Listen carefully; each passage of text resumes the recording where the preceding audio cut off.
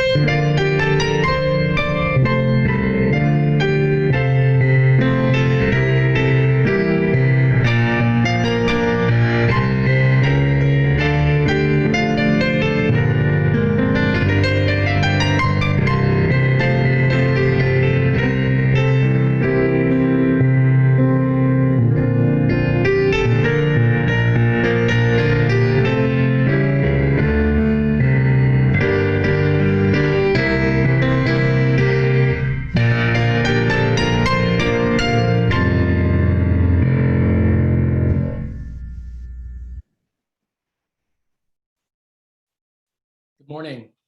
I'm Henry Amador-Batten, and today's opening words are by Thomas Merton.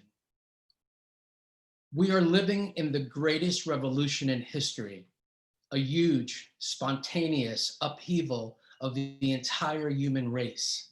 Not a revolution planned and carried out by any particular party, race, or nation, but a deep, elemental boiling over of all the inner contradictions that have ever been. A revolution of the chaotic forces inside everybody. This is not something we have chosen, nor is it something that we are free to avoid.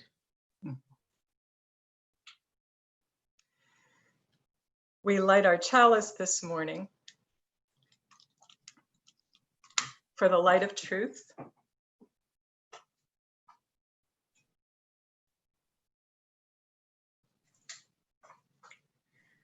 which helps us understand more clearly, and the power of love, which helps us choose more wisely. Our next hymn is We'll Build a Land. It was recorded this past spring by some of our Eno River singers.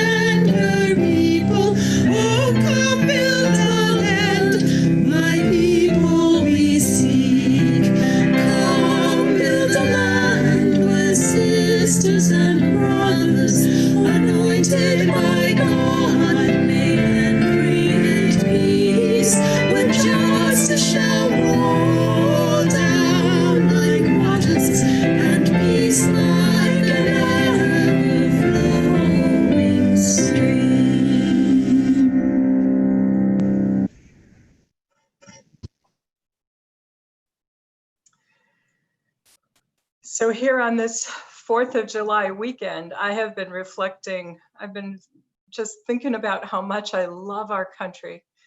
Well, how much I love the ideals of our country, which are truly inspired freedom and justice for all.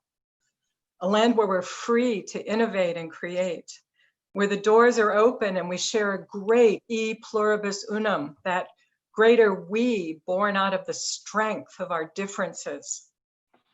And here in the bright July sunshine, our songs and our banners and our speeches and parades usually celebrate that.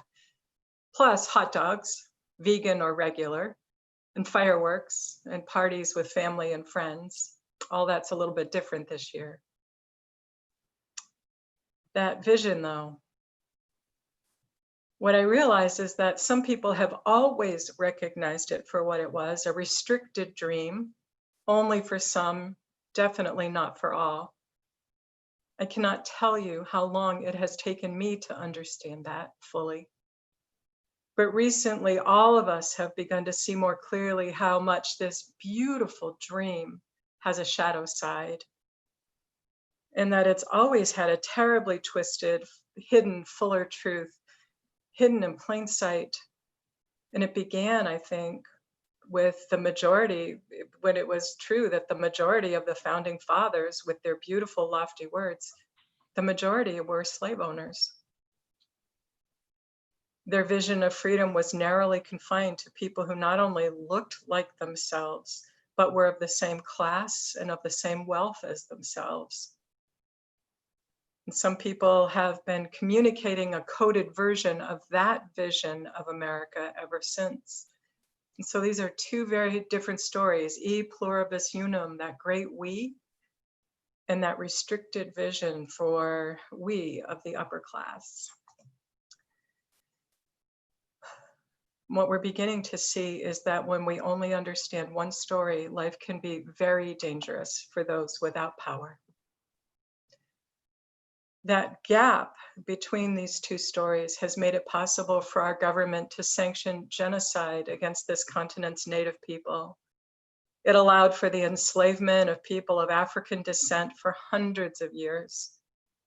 And since emancipation, it's allowed for Jim Crow and more recently for new ways to police and incarcerate people with Black and brown bodies. The gap between stories has allowed for tremendous hostility toward immigrants and asylum seekers during times of political and economic upheaval and uncertainty, for sure. So what do we do with these very different visions of American story, American history, American identity? The one about the open doors and opportunity that we lift up and cheer, and the silent, lethal vision of freedom and justice for some, but not for all. Well, this morning, we're going to lift up the voices of people who've critiqued the American dream, not to tear it down, but to lift up that e pluribus unum and to argue for it, to say that together we still might create an America that yet could be. The first of these voices is the voice of the poet Langston Hughes in his poem, Let America Be America Again. It's offered here by Ms. Joan Tillman. Let America be America again. Let it be the dream it used to be. Let it be the pioneer on the plain seeking a home where he himself is free. America never was America to me. Let America be the dream the dreamers dreamed. Let it be the great strong land of love where never kings connive, nor tyrants scheme that any man be crushed by one above. It never was America to me. Oh, let my land be a land where liberty is crowned with no false patriotic wreath, but opportunity is real and life is free. Equality is in the air we breathe. There's never been equality for me, nor freedom in this homeland of the free. Say, who are you that mumbles in the dark? And who are you that draws your veil across the stars? I am the poor white, fooled and pushed apart. I am the Negro bearing slavery's scars. I am the red man driven from the land. I am the immigrant clutching the hope I seek and finding only the same old stupid plan of dog eat dog, of mighty crush the weak. I am the young man full of strength and hope, tangled in that ancient, endless chain of profit, power, gain, of grab the land, of grab the gold, of grab the ways of satisfying need, of work the men, of take the pay, of owning everything for one's own greed. I am the farmer, bondsman to the soil. I am the worker sold to the machine. I am the Negro, servant of you all. I am the people, worried, hungry, mean, hungry yet today despite the dream. Beaten yet today, O pioneers. I am the man who never got ahead, the poorest worker bartered through the years, yet I'm the one who dreamt our basic dream in that old world while still a serf of kings, who dreamt a dream so strong, so brave, so true that even yet its mighty daring sings in every brick and stone, in every furrow turn that's made America the land it has become.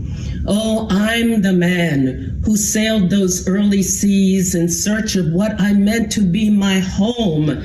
For I'm the one who left dark Ireland's shore and Poland's plain and England's grassy lea, and torn from Black Africa's strand I came to build a homeland of the free, a dream still beckoning to me.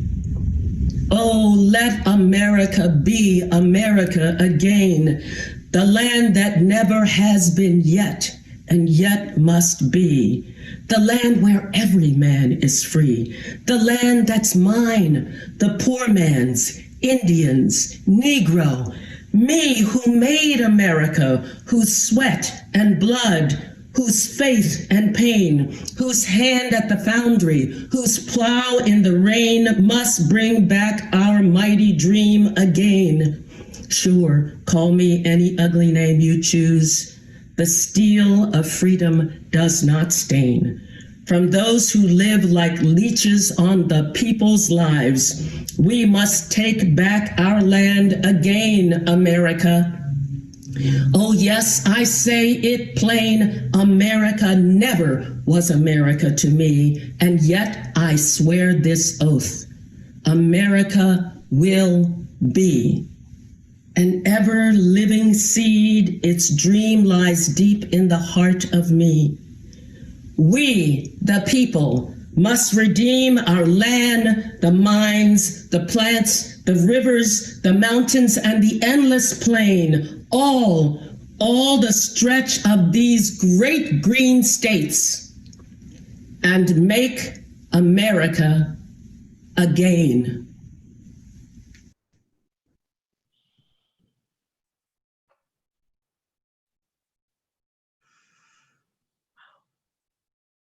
I so admire Hugh's vision, how a minority among the owning class have kept workers wanting for a decent wage, how they divided poor whites from others, especially Blacks, so none of them could unite for a better life.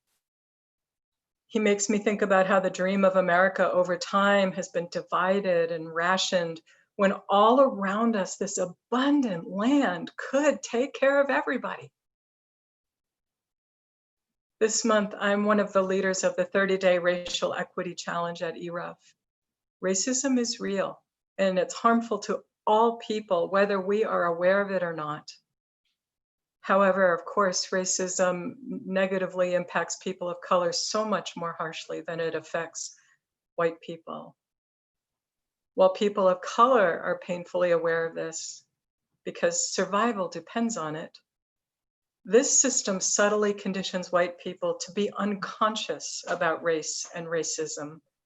And racism can only survive when white people remain unconscious. And so we've created this 30-day challenge as a learning space for white people about racism so that we can begin to do our part to help break it down. So there are a number of different definitions of racism. One is that racism is bias or prejudice plus the power to enforce it. Another is that racism isn't about being a good person or a bad person. It's not really about individuals at all. It's about systems of power that prevent equality. Today, Ibram X. Kendi points out that contemporary racism originated out of self-interest. It was the self-interest of a tiny group of wealthy people in the 15th century in Europe. Their self-interest led them to put policies and proclamations and declarations in place that declared that people of African descent, people who had brown skin in the New World that they had discovered, were inferior to people of European descent, which they then used as justification for forcing Africans and Native people to labor for them. In this country, years later, poor white people were promised that they could have a few of the benefits, a little land, a little protection against starvation, if they separated themselves from Black and brown people, if they did not join together to fight for their rights. It was a matter of divide and conquer. That's what racism was created for, and it worked then, and it is working ever since. While systemic racism does exist, it can be noticed, it can be named, it can be challenged, it can be replaced with something better, far more life-giving, more inclusive of everyone. For Kendi, racism is not about who we are, it's about what we do. Anti-racism is about speaking up and making choices that lead to justice for all. So in this challenge, we're learning together as Unitarian Universalists, because our spirituality informs us mind, body, emotions, and soul. Unitarian Universalists are grounded in our principles, especially the inherent worth and dignity of every person and the interdependent web of life, which means the inescapable reality of systems that we are all part of. We're also grounded in an ethic of love. For theists, this is the love of God. For non-theists, it might be that we're each part of organic systems that are larger than just ourselves, and we are of that same essence. We belong to these larger systems, we're part of them, and so is everyone and everything else, the natural world included. It's in our nature to feel love for ourselves and a sense of protection for who and what we sense is our own. All of us come out of a Western tradition that's rooted in the Hebrew prophets, who said that human beings are created to be free. In communities where average people gather to do theology because their lives depend on it, those people tell us that human freedom exists so that we can make ethical choices. The world isn't finished. The future isn't settled. We are partners, co-creators with the sacred, and we're responsible for helping to co-create the world that we live in. We each matter, and we each are part of everything that is. This is what is essential to us as Unitarian Universalists, and this is what we are accountable to. This is the grounding for the essential work of dismantling racism and other oppressions.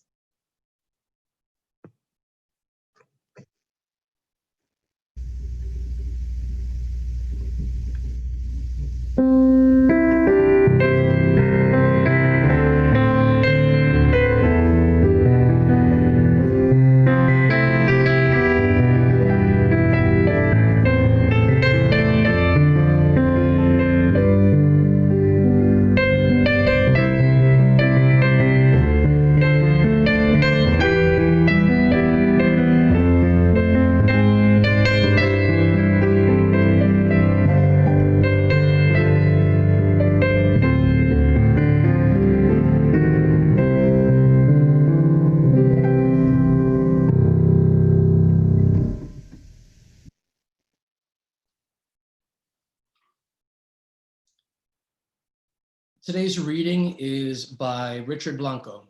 He is the brilliant American poet, public speaker, author. He's the first immigrant, the first Latino, the first openly gay person, and the youngest person to be the US inaugural poet for President Obama. This piece is called Mother Country. To love a country as if you've lost one. My mother leaves Cuba for America, a scene I imagine as if standing in her place, 1 foot inside a plane destined for a country she knew only as a name, a color on a map, or glossy photos from a drugstore magazine.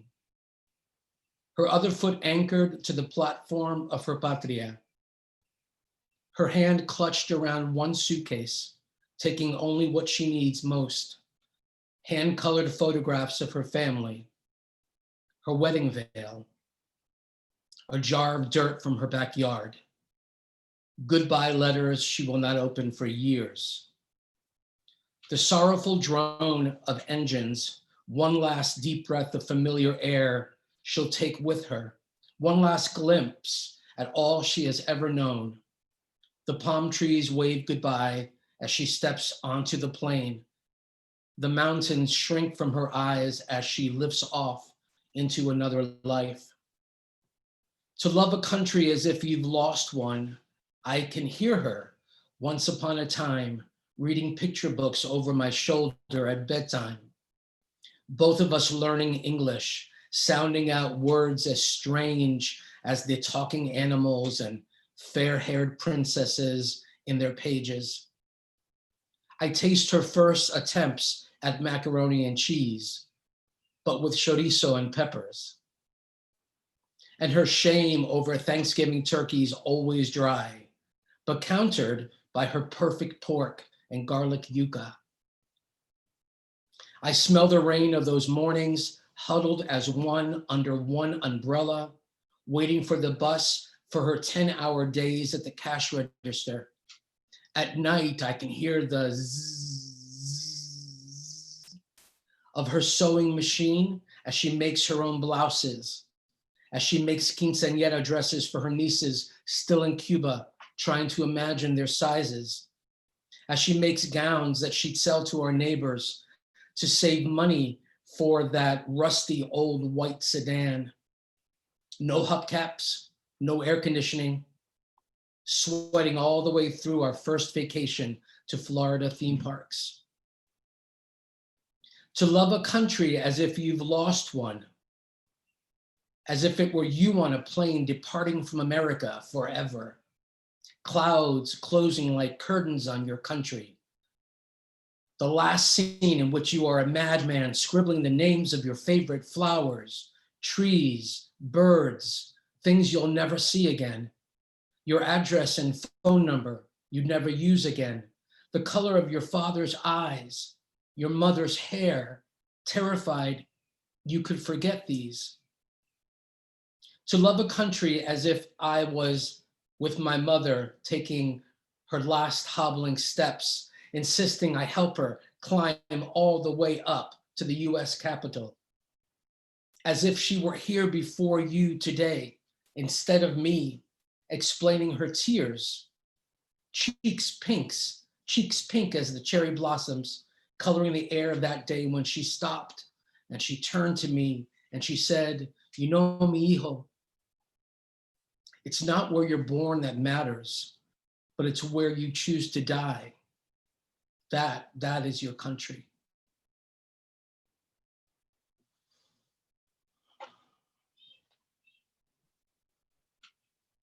Wow. It's not where you choose to be born, it's where you choose to die. Wow. Richard Blanco describes his mother's experience of leaving Cuba, breathing in the last breaths of tropical air, noting plants and birds, colors and smells. That terrible fear of forgetting parents' faces, voices.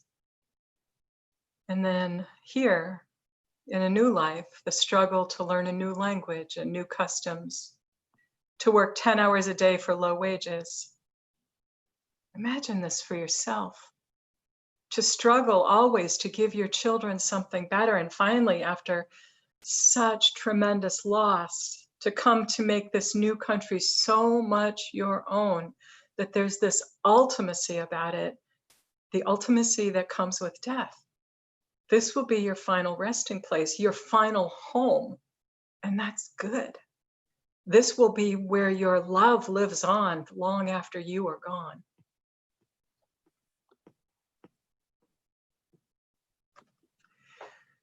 One of the most interesting things about America, with all of our nostalgia for the Statue of Liberty welcoming immigrants to this country, is that for a time, every group of immigrants has at first been relegated to the status of outsider. And for a time, each group has been portrayed as dirty, ignorant, not trustworthy, sometimes not fully human and therefore dangerous. Sometimes this has been even more pronounced for people who were most like Northern Europeans. The Irish, for example, were horribly discriminated against. They starved in the streets and they lived in abandoned cellars with no roof overhead in the winter. And few, except the Irish, thought that this was a problem. They were caricatured as subhuman in the political cartoons of the day. Of course, this depiction has also been true at other times for other groups of immigrants, Eastern Europeans, Chinese workers, Mexicans. The same pattern is clearly evident in the history of racism around African Americans. The big difference, however, is that at some point, every group of immigrants has finally been admitted.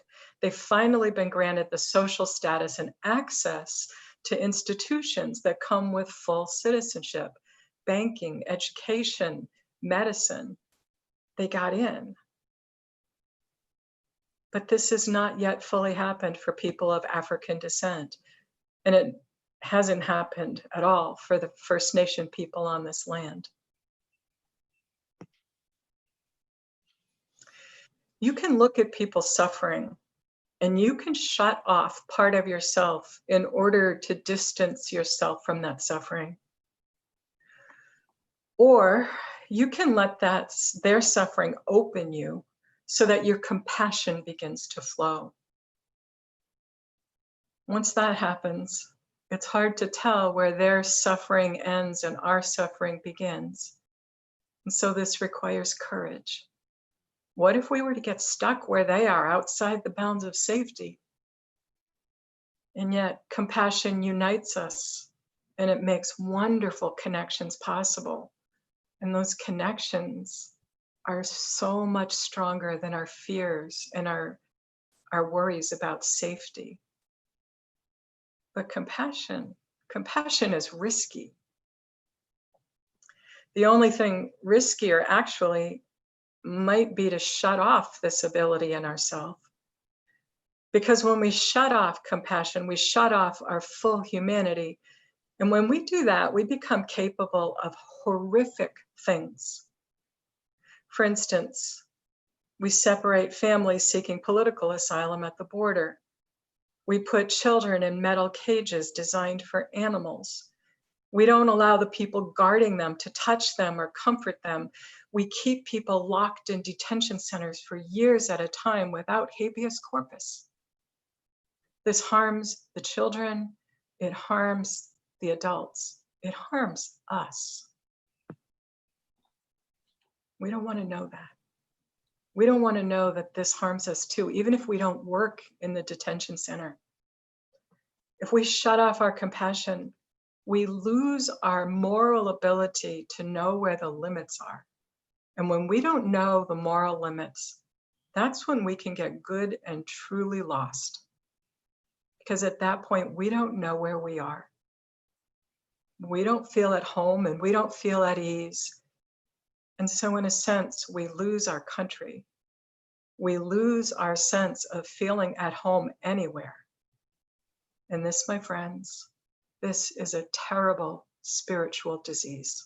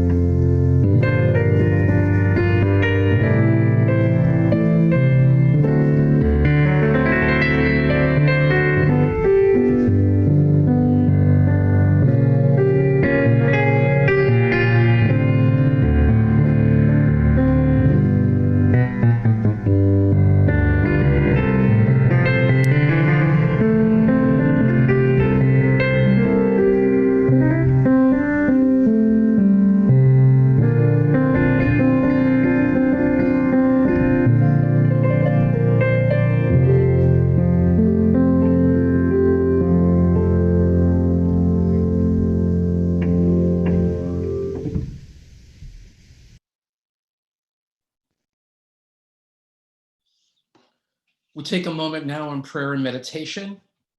This is by Tamara Labak, adapted.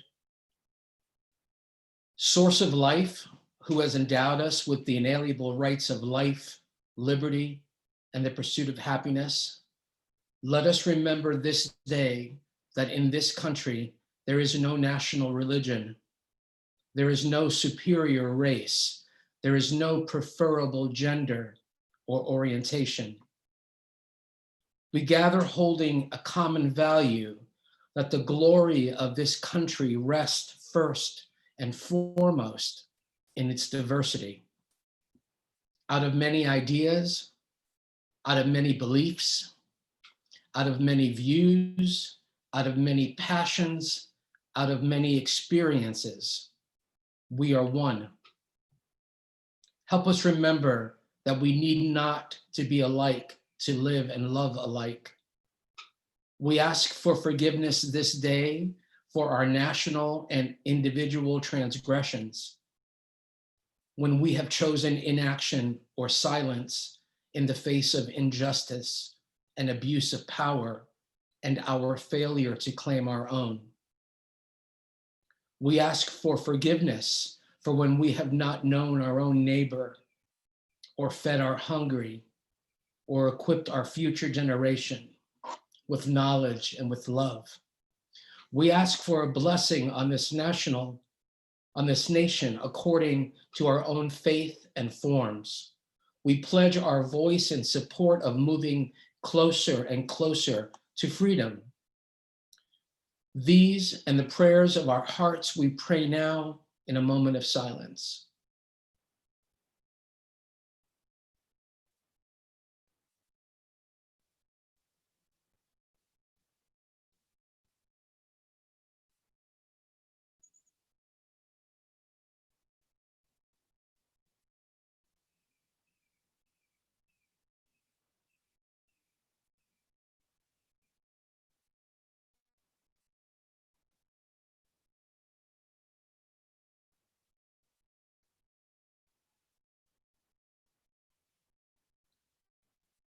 In the names of those who have come before and those who are yet to be, in the names of all of the helpers of humankind.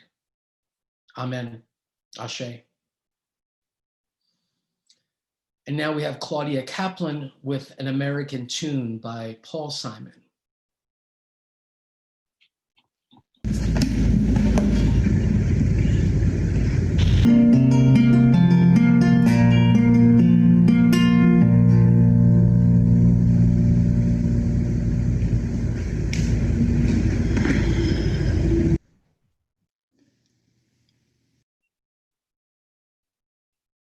Planetarium by Adrienne Rich. Thinking of Caroline Herschel, 1750 to 1848, astronomer, sister of William and others. A woman in the shape of a monster in the shape of a woman. The skies are full of them. A woman in the snow, among the clocks and instruments, or measuring the ground with poles. In her 98 years to discover 8 comets. She, whom the moon ruled like us, levitating into the night sky, riding the polished lenses. Galaxies of women there, doing penance for impetuousness, ribs chilled in those spaces of the mind.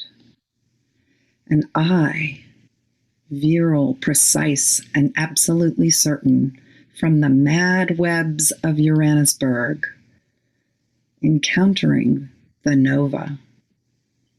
Every impulse of light exploding from the core as life flies out of us. Tycho whispering at last, let me not seem to have lived in vain. What we see, and seeing is changing. the light that shrivels a mountain and leaves a man alive, heartbeat of the pulsar, heart sweating through my body, the radio impulse pouring in from Taurus. I am bombarded, yet I stand. I have been standing all my life in the direct path of a battery of signals, the most accurately transmitted, most untranslatable language in the universe. I am a galactic cloud, so deep, so involuted, that a light wave could take 15 years to travel through me, and has taken. I am an instrument in the shape of a woman, trying to translate pulsations into images for the relief of the body and the reconstruction of the mind.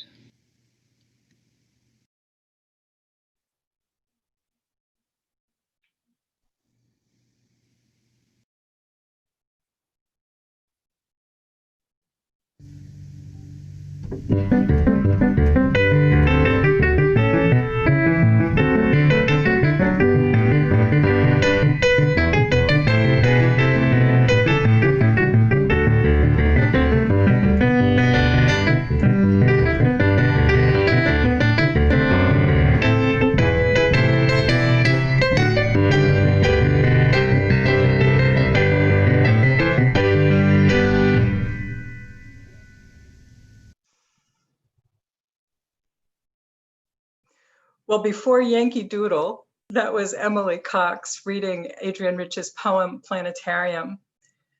Rich just has a way with language that is compact and precise, and yet it's expansive all at once. She writes of the astronomer Caroline Herschel, who somehow believed in herself and her abilities, despite the terrible prejudices of her day about women. Women who at times have been considered so other than men that we appear monstrous, so other that neither our bodies nor our minds can be trusted. Rich alludes to Herschel, a woman aspiring to science, as some kind of monster, seeming to ascend into space like a witch, riding not a broom, but the polished lenses of a telescope. Some people of Herschel's time wondered how else a mere woman could have discovered 8 comets in her lifetime. Not through reason, surely. Women were known to not have reason. Women still can't find education in parts of the world today, still are not equally admitted to academies, universities, learned societies, still are not paid as equally as men. When women do make it into a profession in numbers, the profession can sometimes lose its mystique and its prestige. This last phenomenon may not be an entirely bad thing. Sexism, like racism, depends on a hierarchy of privileges, a few white males on top of a pyramid, everyone else below with much less, if any, power. Flattening hierarchies can be a strategy for change. So can paying attention to our bodies, our emotions, and the information that comes through our bodies about when we're safe and when we're in danger. People who teach self-defense tell us that the first defense is to pay attention to the world around us with all of our senses, and to trust our instincts, trust our gut. When we get the feeling that we're in danger, pay attention, look around, be on your toes, ready to pivot, ready to dodge, ready to kick, and fight like hell if you have to, and get to safety as soon as possible. Rich points out that our bodies can also be the source of ultimate information that will make us fully human, that will endow our lives with great meaning.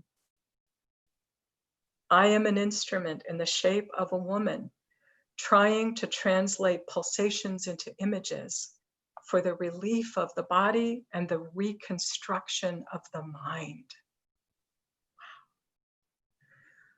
When we embrace our life, however uncomfortable, however harsh or lonely, we uncover our ability to listen, translate, create new images, new meaning. And all of this comes through our bodies. Not the bodies controlled by advertising, but the sacred network of flesh and bone, neural networks that capture information and sacred pleasure. We can be at home in our body if we listen to it and trust it. When we do these things, we heal the pain of our suffering and open our minds in life-giving ways. Western culture actually needs us to not listen to our body in order for the status quo to function. If everyone listened to their body, our whole economy would have to be recreated. And depending on what we put in its place, it might not be so bad. If all of this is true for women and for people living in non-binary bodies, and it is true, then it's also true for immigrants and those seeking asylum. It's true for people of African descent. And here's the kicker, it's true for men too. So men, listen to your bodies, because we can't wait. All of us need to love our bodies, whatever shape, whatever size, whatever ability, whatever non-conforming ways they miraculously exist and persist. We need to think more freely than the boxes we have been taught to stay inside. All of this is part of the way that revolutionary love makes its way through us and into the world. This morning in the first hymn we heard, "We'll build a land where sisters and brothers, where all members of the family anointed by God can create peace, a greater wholeness, a deep, trustworthy shalom." When we wake up to the reality of systemic racism and make different choices, when we give our hearts to a particular place and it becomes home, when we love our bodies and trust what comes through them into our conscious minds, we help create an America, in fact, a whole world that yet can be. That's the good news this morning, friends. The world is not finished. There's great possibility ahead. Amen. Ashe. Blessed be.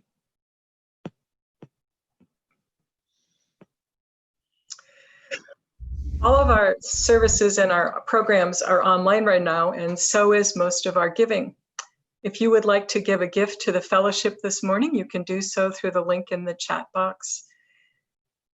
Our offertory this morning is Kate, and she's playing from the music, some of the music from the musical Ragtime, The Wheels of a Dream, and Make Them Hear You.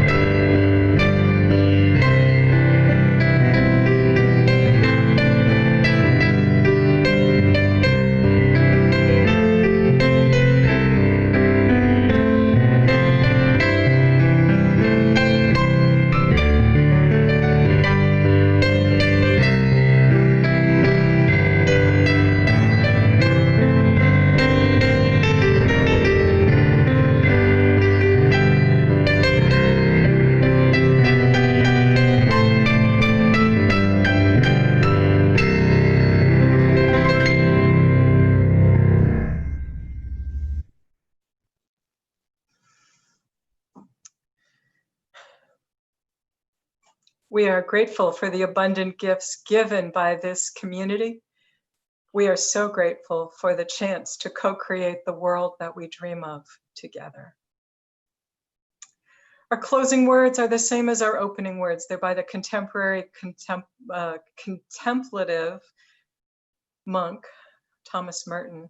Merton wrote, "We are living in the greatest revolution in history, a huge spontaneous upheaval of the entire human race, not a revolution planned and carried out by any particular party, race, or nation, but a deep elemental boiling over of all of the inner contradictions that have ever been, a revolution of the chaotic forces inside everybody. This is not something we have chosen, nor is it something we are free to avoid. Go with joy, go with love, go be part of this beautiful, glorious revolution. Amen. Blessed be."